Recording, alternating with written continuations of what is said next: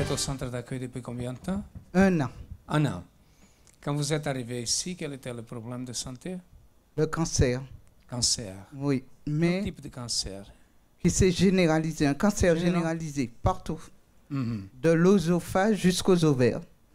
Tout le corps, l'estomac, l'intestin. Qu'est-ce que le médecin disait? Il n'y avait pas de... Pour mon mari, ils avaient donné jusqu'à décembre 2012, avec, enfin mes enfants, toute la famille, en disant, bon, bientôt c'est terminé.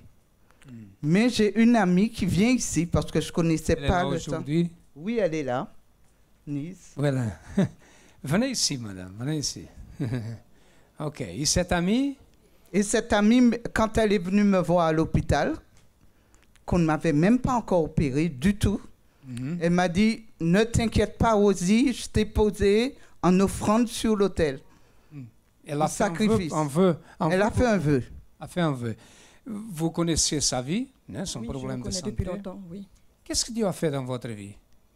Dieu a fait beaucoup de choses pour moi dans ma vie. Avant, j'étais colérique. Je m'énervais facilement. J'étais bagarreuse. Et avec ma famille aussi. Mes collègues, je ne m'entendais pas beaucoup avec.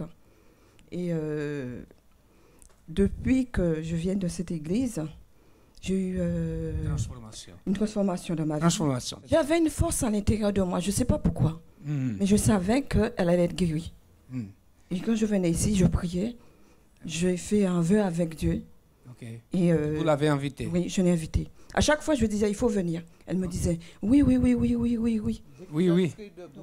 Je lui ai dit, dès que je serai debout, je viendrai.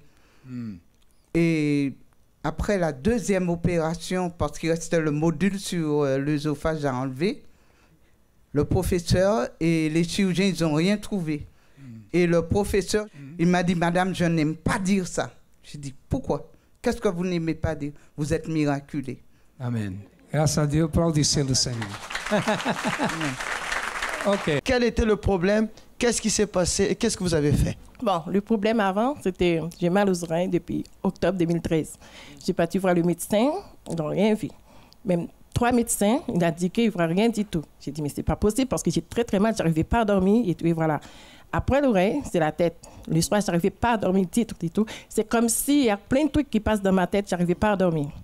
Ce que je fais, le jour qu'il y avait le manteau là, je venais ici et j'ai expliqué avec la dame et puis voilà ce qu'elle a fait. Et puis elle a mis l'option, la tête, l'oreille, ici.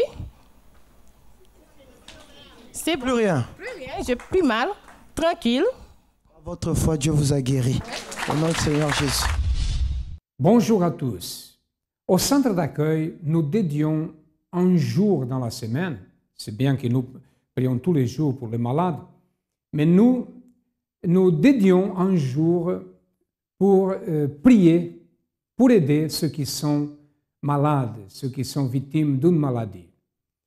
Et quand nous parlons de ça, je vais vous dire une chose, nous ne sommes pas là pour faire la concurrence avec la médecine. Non, non, nous ne sommes pas médecins et je ne sais rien de médecine. Rien de rien.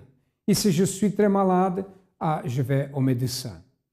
Mais nous savons, nous tous, nous savons, nous sommes d'êtres intelligents, nous savons que la médecine et les médecins sont limités, comme tous les êtres humains, et comme toute la science.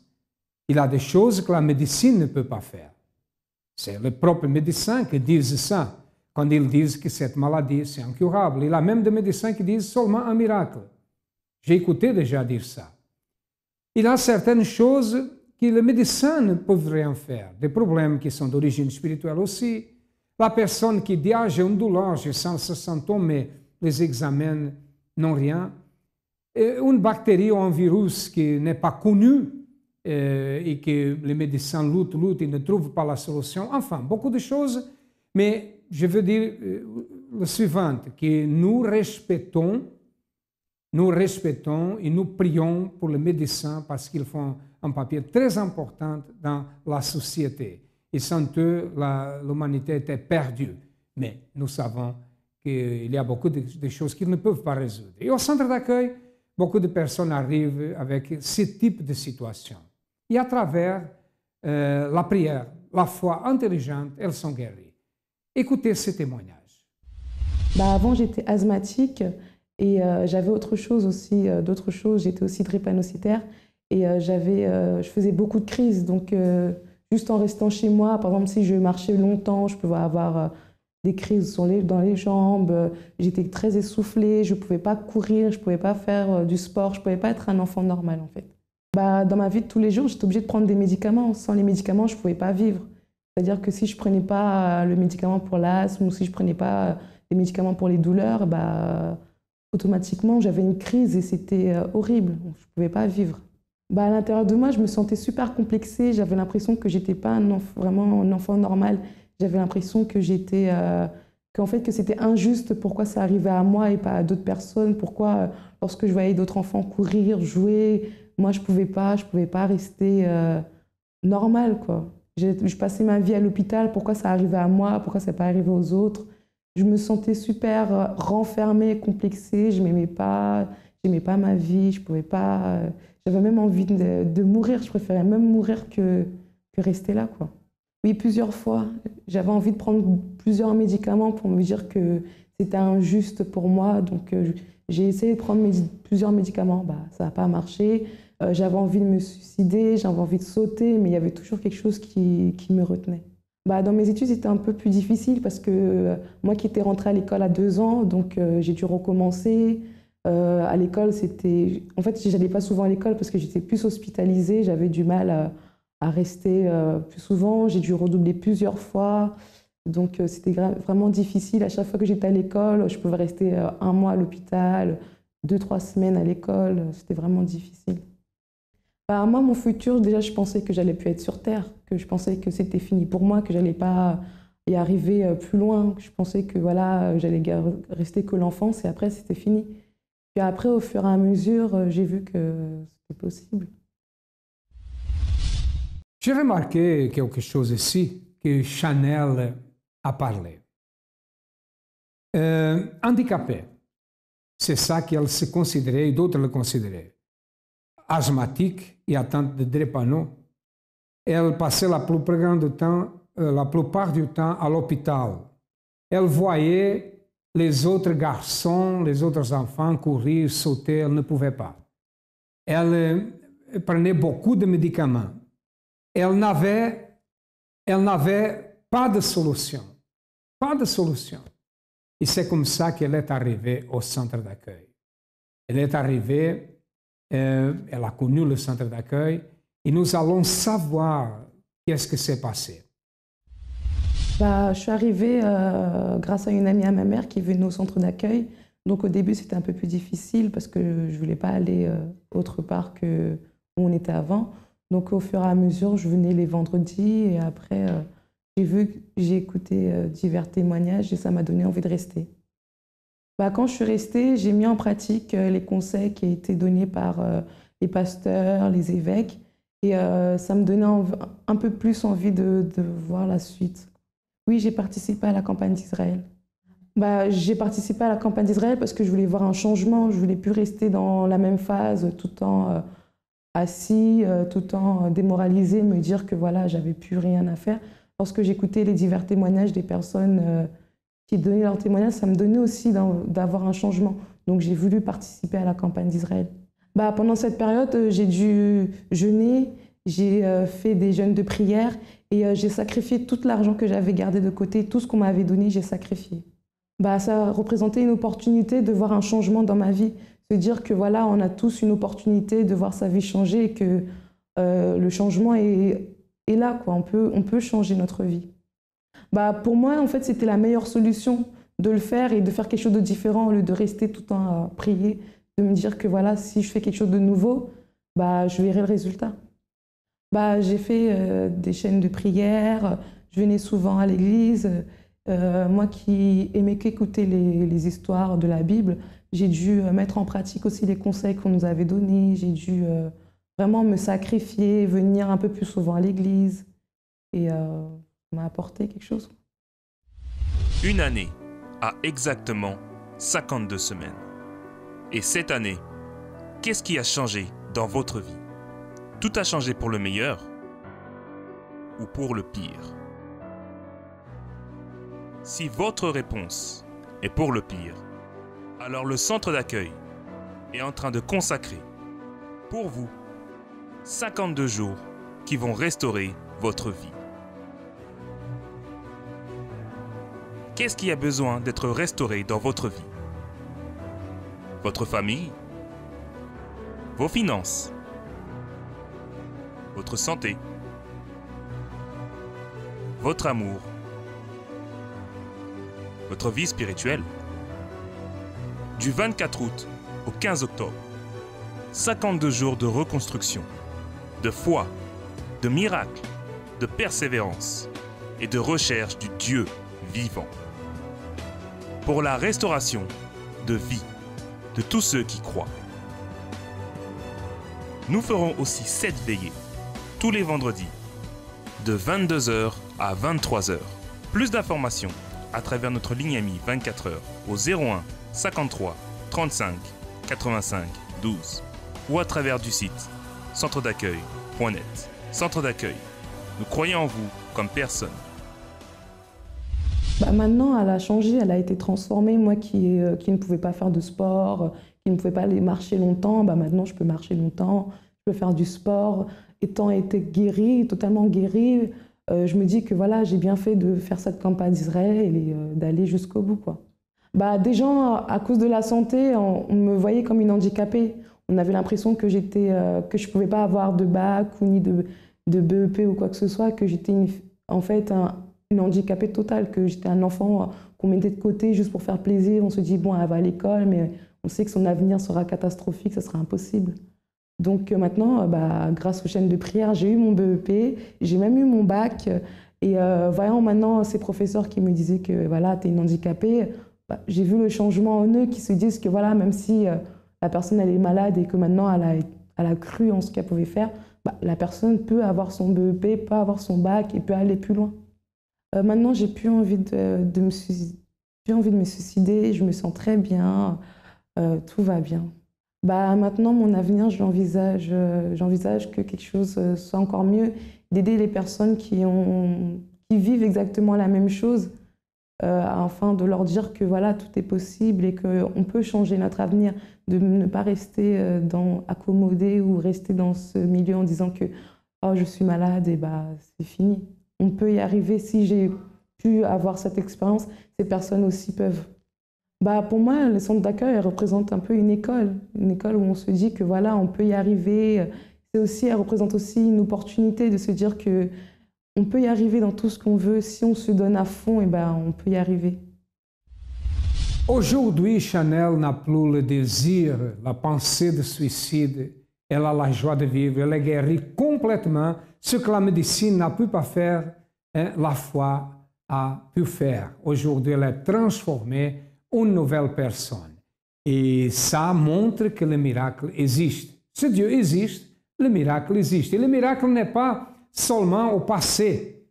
Il peut être réalisé aujourd'hui, mais ça dépend de la qualité de notre foi. Nous allons maintenant écouter la parole du jour à travers l'évêque Júlio Freitas, le responsable du centre d'accueil dans toute l'Europe. Et après, nous verrons des témoignages et nous retournerons.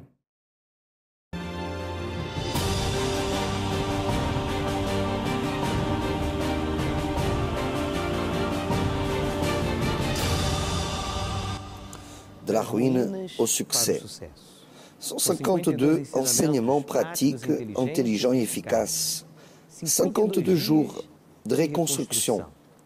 La 16e pierre, pour que vous puissiez sortir de la ruine, c'est l'autorité.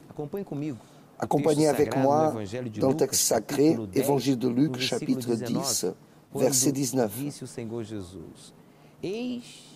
Lorsque le Seigneur Jésus a dit, « Voici, je vous ai donné le pouvoir de marcher sur les serpents et les scorpions et sur toute la puissance de l'ennemi. Et rien ne pourra vous nuire. » En lisant cette affirmation du Seigneur Jésus dans la Sainte Bible, en particulier des passages comme celui-ci qu'on vient de lire, nous pouvons comprendre que rien ne manque pour que Dieu puisse faire sa part à lui. Ce qui manque, c'est tout, mais de notre part à nous. Parce que tout a été déjà accordé à nous. Il suffit que nous mettions ces armes, ces bénéfices en action, comme des enseignements et des ordres, parce qu'il a dit « Je vous ai donné le pouvoir ». Il n'a pas dit « Je vous donnerai le pouvoir ». L'autorité a été déjà donnée. Mais pourquoi? Pour qu'on soit humilié, qu'on soit dans la honte, oppressé, qu'on échoue, qu'on soit pauvre, solitaire, déséquilibré? Non. Il nous a donné l'autorité pour marcher pas sur les personnes, pas pour faire du mal aux autres. Parce que si vous êtes capable de faire du mal aux autres, c'est parce que vous vous êtes déjà détruit à vous-même. Ça, c'est la vérité. Vous voyez que les personnes qui marchent sur les autres, elles ont été déjà détruites, elles sont déjà ruinées. Alors le pouvoir sur l'ennemi est déjà à nous. Et quel ennemi? L'ennemi de votre âme, l'ennemi de votre foi, l'ennemi de votre réussite. Que sont les esprits mauvais? Sont eux ces ennemis qui n'ont pas comment toucher à vous et à moi. Parce que nous avons déjà reçu de Dieu l'autorité. Il nous a déjà donné l'autorité sur les ennemis. Il garantit notre protection contre la méchanceté, les plaies, les jalousies, les malédictions et toutes sortes d'attaques du diable. Alors, faites aujourd'hui même usage de cette autorité que Dieu vous a déjà donnée. Je vous dis qu'il vous a déjà donné parce que vous avez accepté le Seigneur Jésus. Vous cherchez son esprit. Vous vous révoltez contre une vie qui ne lui glorifie pas, n'est-ce pas? Votre vie ne peut pas rester dans l'attente que les choses arrivent. Vous devez provoquer les miracles. La reconstruction de votre vie doit être provoquée. Ces 52 jours d'enseignement pratique et intelligent, comme celui-ci, pour marcher sur les serpents, les scorpions, sur toute la puissance de l'ennemi. Alors, tout le mal qui alimente le vice, la maladie, la misère, la séparation, les traumatismes, les complexes, tout le mal doit être vaincu dans ces 52 jours. Et pour cela, vous devez faire usage de votre autorité. N'oubliez pas que la 16e parole pour que vous sortez de la ruine, pour le succès, c'est exactement autorité, autorité spirituelle que vous avez, que moi j'ai. Lorsque nous assumons notre foi dans le Seigneur Jésus, nous cherchons son esprit et n'acceptons plus que notre vie ne montre pas sa gloire. Nous n'acceptons pas, aucun cas, que notre vie ne montre pas, ne démontre pas le pouvoir de ce Dieu, grand Dieu merveilleux, qui nous a donné le pouvoir sur l'ennemi. Et rien pourra nous nuire. Il n'avait pas à dire que absolument rien pourra vous nuire, mais il a souligné cela, que rien ne pourra vous nuire. Alors n'ayez pas peur, n'ayez pas peur du changement, n'ayez pas peur de sacrifier, n'ayez pas peur de reconstruire votre vie, n'ayez pas peur de prendre des décisions qui exigeront de vous, de moi, la confiance dans les promesses de Dieu. Car il n'a jamais déçu et jamais ne déçoira à qui que ce soit. Alors faites usage de cette 16e pierre pour sortir de la ruine, pour le succès. C'est l'autorité. Faites usage de votre autorité spirituelle. Car le Seigneur Jésus nous a déjà accordé cette autorité. Ce message vous a aidé. Alors, partagez avec votre famille, avec vos amis, dans les réseaux sociaux, de la ruine au succès. 152 enseignements pratiques, intelligents et efficaces. Allez au centre d'accueil le plus proche de chez vous encore aujourd'hui et participez de ce propos de reconstruction de votre vie. De la ruine au succès. Tout dépendra à qui vous allez vous allier. À demain.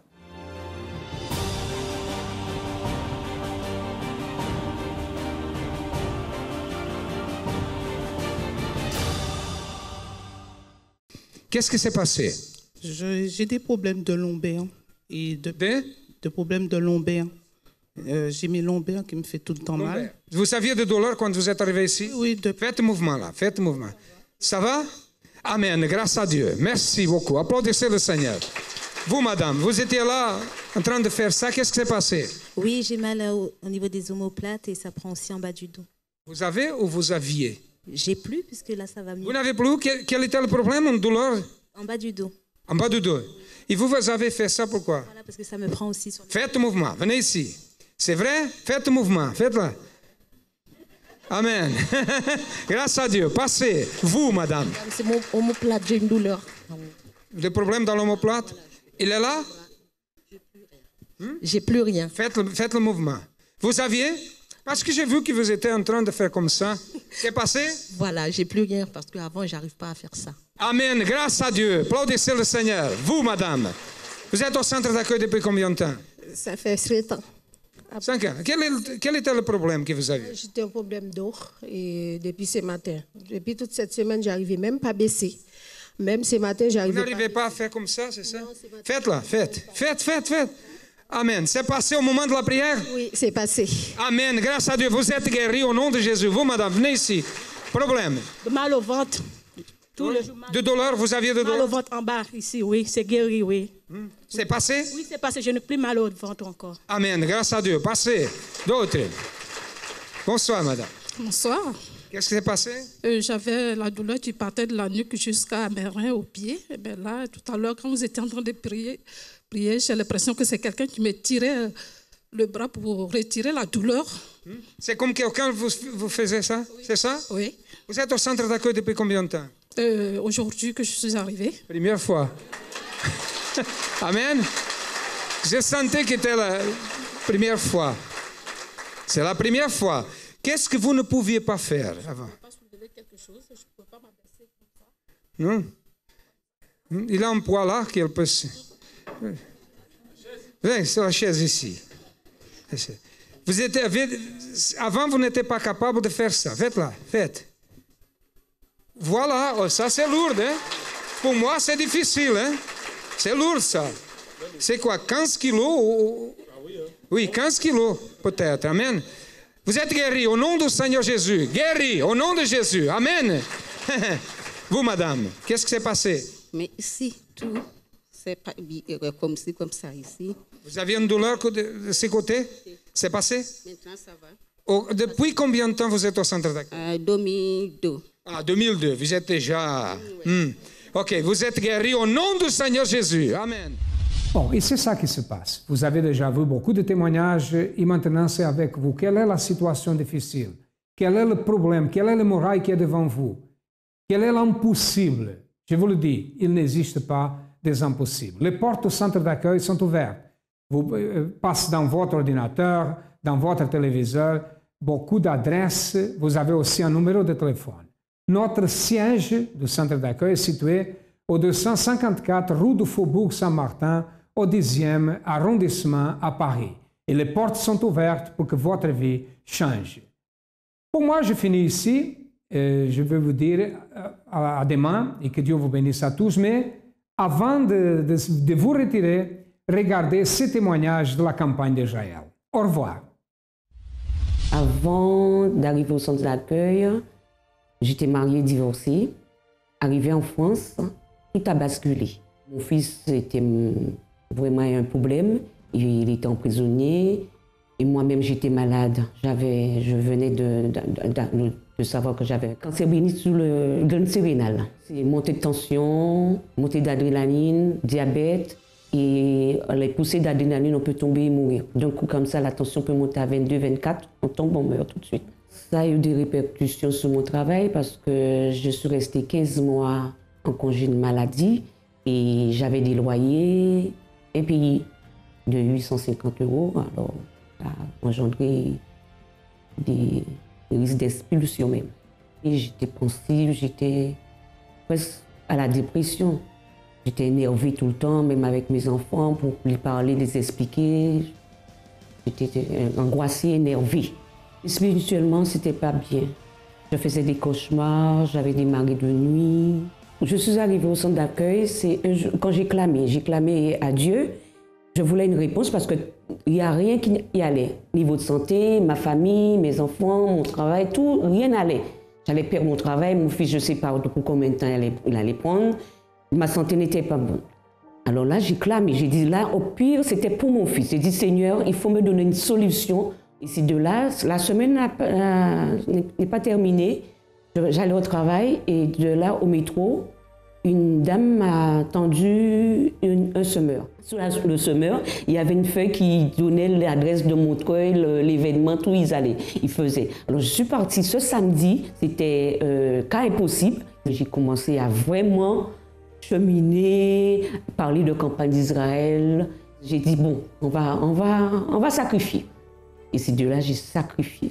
Quand j'ai lu, parce que tout ce que je lisais, les témoignages, c'était campagne d'Israël. Par la campagne d'Israël, par la campagne d'Israël. J'ai dit pourquoi eux aussi, si eux aussi, pour moi aussi c'est pareil. Ça a été une bénédiction. Ça n'a pas été tout de suite, mais ça a pris les étapes par étape. À travers les campagnes, d'abord mon fils devait prendre 8 ans. Il n'a même pas pris 1 an. Il est libéré. Ma santé, j'ai été guérie. Je me sens bien. Problème financier parce que j'avais les mois impayés, les loyers impayés. Par ma persévérance, ma campagne d'Israël aussi, ça a été effacé. Le pardon, j'ai pardonné.